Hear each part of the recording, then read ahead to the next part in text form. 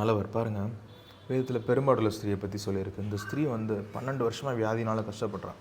ஒரு நாள் ஆண்டவர் வாராருன்ற மேட்ரை கேள்விப்பட்டோன்னா ஓடி போகிறா.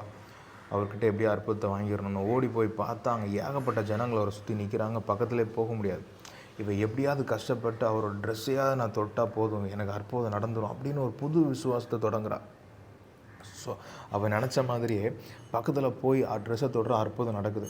அதுக்கு முன்னாடி ஆண்டவர் சொல்லலை, என் ட்ரெஸ்ஸை தொட்டால் அற்புதம் நடக்கும்னு ஆண்டவர் சொல்லலை. அப்படி அவர் சொல்லியிருந்தாருன்னா கட்டாயம் அவரோட ட்ரெஸ்ஸை உருவிட்டு அவர் அமனமாக கூட அனுப்பி விட்ருப்பாங்க அங்கே உள்ள ஜனங்கள். ஆனால் அவர் அப்படி சொல்லலை.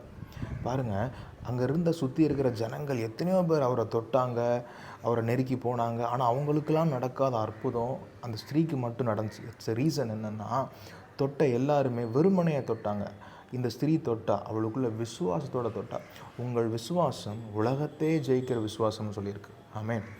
அப்போ நம்ம விசுவாசிக்கும் போது அது உலகத்தையே ஜெயிக்க முடியும்.